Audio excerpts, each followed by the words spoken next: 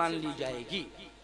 अब भगवान राम प्रणाम करके जैसे ही गए तो मां कौशल्या के भवन में पहुंचे, मां कौशल्या के भवन में। और जैसे ही मां कौशल्या के भवन में प्रभु राम पहुंचे तो कौशल्या मां को प्रणाम किया तो नेत्र बंद थे, वो भाव समाधिष्ट थी। लेकिन जैसे ही भगवान राम ने प्रणाम किया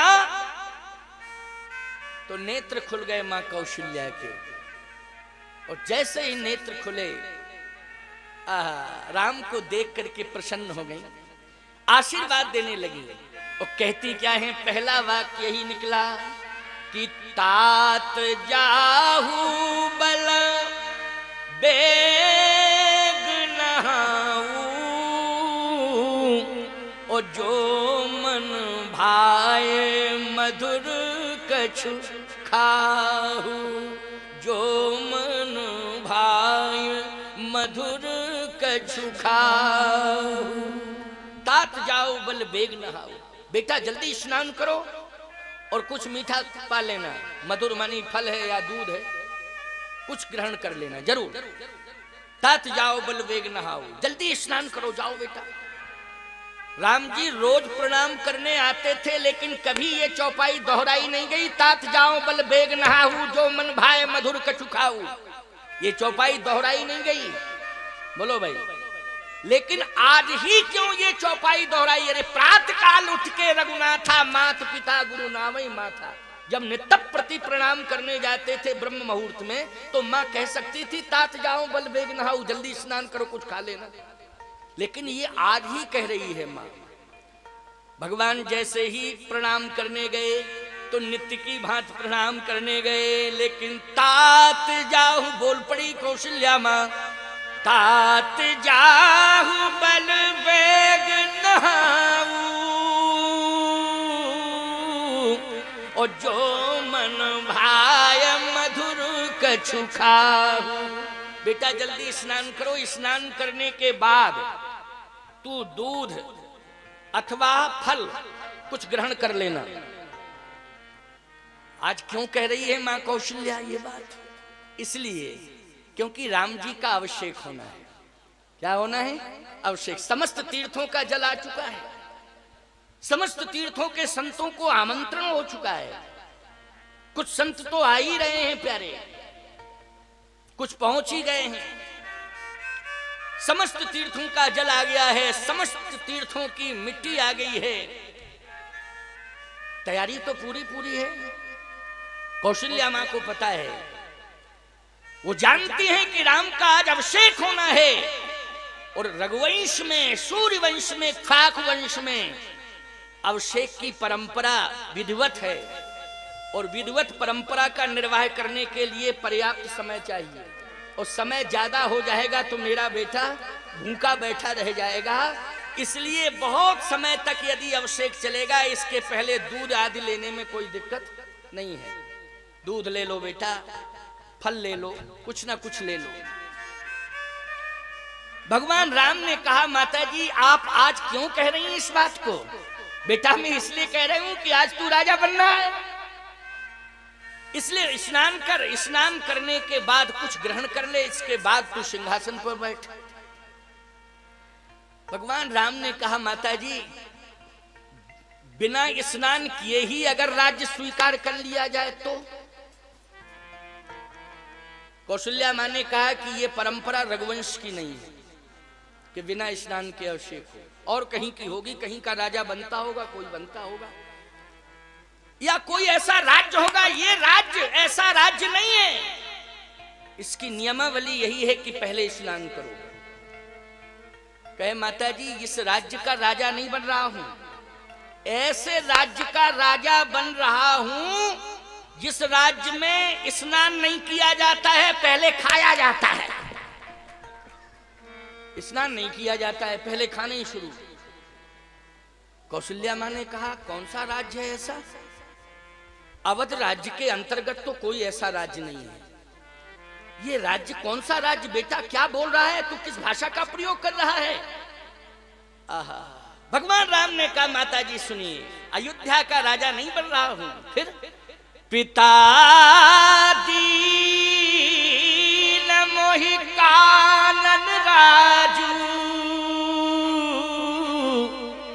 नहीं सब भांति मोर बड़ कारू। पिताजी ने मुझे जंगल का राजा बना दिया है और जंगल का राजा सिंह होता है। सिंह को किसी ने नहाते नहीं देखा लेकिन खाते देखा। अच्छा बोलो, सिंह को नहाते देखा किसी ने? खाते देखा है कि सिंह खा रहा है, नहाते किसने देखा? अच्छा बोलो, जंगल का राजा कौन होता है? सिंह होता है कि नहीं होता है? अच्छा, भगवान राम पुरुष सिंह दो वीर, अच्छा दो ही बन जा रहे हैं, राम जी और लक्ष्मण जी, वो दोनों क्या हैं? पुरुष सिंह दो, दोनों सिंह के समान वीर हैं और दोनों ही बन जा रहे हैं और पिताजी ही भेज रहे हैं, पिता दीन मोहि कानन राजू। इसका मतलब ये है कि पिता की आज्ञा का स्पष्टीकरण भी भगवान ने मां कौशल्या से किया। बोलो किया कि नहीं किया? पिता दीन मोहि कानन राजू। नहीं तो ये कह देते कि पिताजी तो रो रहे हैं, वो बार बार मना कर रहे हैं, माताजी बार बार कह रहे हैं, लेकिन आप कृपा करके कह देना। ऐसा भी कह सकते थे राम, कह सकते थे कि नहीं? लेकिन स्पष्टीकरण भगवान राम सत्य बोलते, सत्य स्वरूप वो परमात्मा है, सत्य ही निकलेगा शब्द। बोलो निकलेगा कि नहीं? ये बनावटी नावटी शब्द नहीं, ये तो संसार वालों का नियम है। पिता दीन मोहि कानन राजू, पिताजी ने मुझे जंगल का राजा बनाया है। इसलिए मां स्नान की बात मत करो, मुझे जाने दो, आशीर्वाद दे दो, आप तो मुझे जाने दो। अब मैं जंगल जाऊंगा, वहां की जो व्यवस्थाएं होंगी उसको समझूंगा, आप तो विलंब मत करो, आशीर्वाद दो, मैं जाना चाहता हूं। क्या कहा मां कौशल्या ने? सुनो राम, मेरी बात कान खोल करके सुन लो। अब भगवान राम सुन रहे हैं। क्या? जो केवल पितु आयस, जो केवल पितु आयस ताता, तो जन जाहु जान बड़ी माता। अगर केवल पिता की आज्ञा है बन जाने के लिए, तो मां आदेश कर रही है, जन जाहो जान बड़ी माता, मत जाओ, मैं मां हूं, इसलिए मां का अधिकार मेरे पास सुरक्षित है, मैं आदेश दे रही हूं, तो जन जाओ जान बड़ी माता। क्यों? स्पष्टीकरण हो गया कि नहीं? कौशल्या जी ने रोक दिया कि नहीं? भगवान राम सोचने लगे अब और धर्म संकट आ गया। मां कह रही है जन जाओ, मत जाओ, मैं मां हूं इसलिए आदेश दे रही हूं। और यदि अब मैं बन जाता हूं तो निश्चित है कि मातृ भक्ति पर भी प्रश्न चिन्ह लग जाएगा।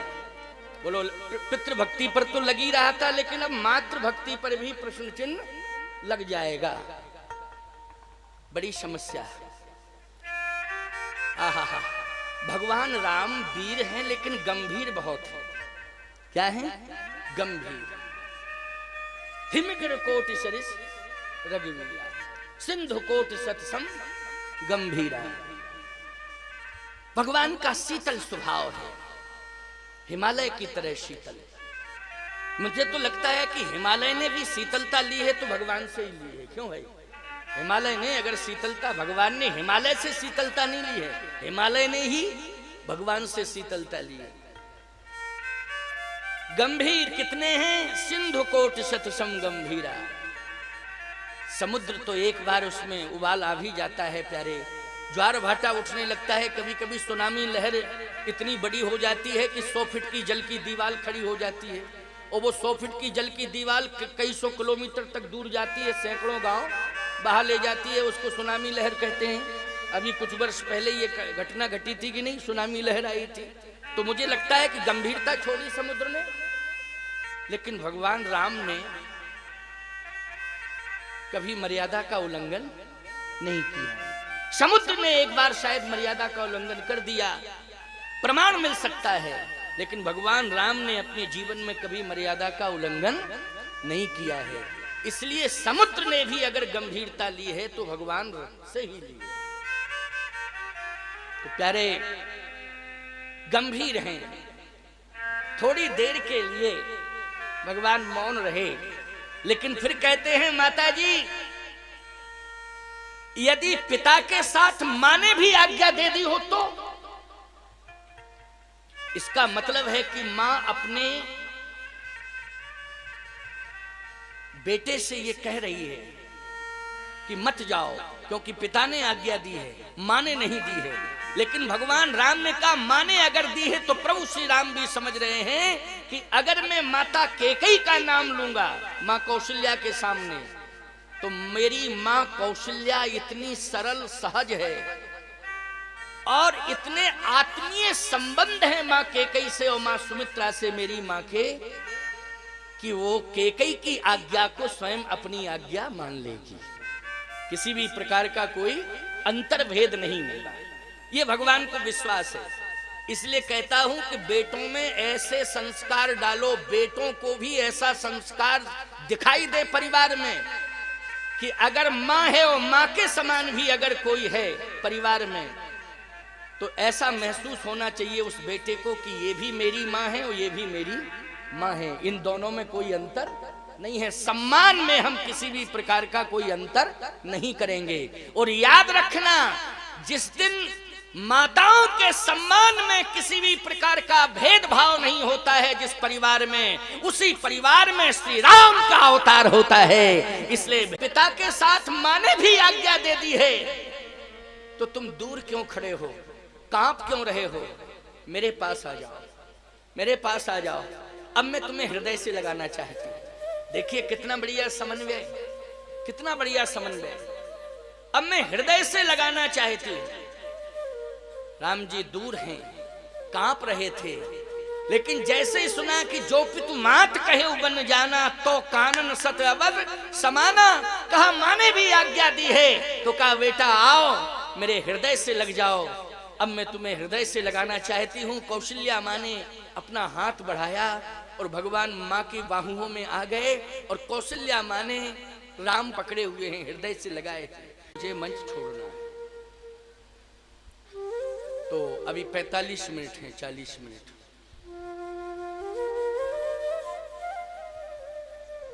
विचार करो जरा। भगवान राम प्रणाम करके जैसे ही जाने लगे तो एक आवाज आई।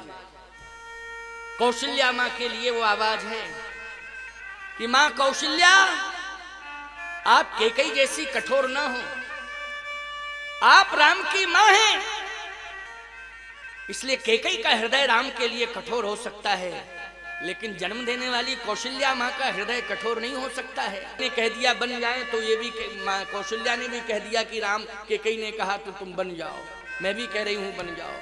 ये उचित नहीं। आप पर लोग टिप्पणी करेंगे, इसलिए इस कलंक से दूर होने के लिए राम को रोकिए, रोकिए राम को। जैसे ही आवाज लगाई राम रुको, तो राम जी रुक गए। देखो ये कौशल्या मां की परीक्षा है। ये किसकी परीक्षा है? कौशल्या मां की परीक्षा है। इसलिए मैं कहता हूं धर्म की राह पर चलना आसान नहीं है। वो क्या है? छोरस्य धारा निष्ठा दुरतया, छोरे की धार पर चलना। अब भैया धरती पर कोई चले चल जाता है, कांटों पर चले तो भी चल जाता है, धरती पर कांटे हैं, थोड़ा चुभेंगे बचाता है, चलता है। लेकिन छुरे की धार पर कोई चले, बोलो बच सकता है क्या? तो इसलिए आसान नहीं है धर्म की राह पर चलना।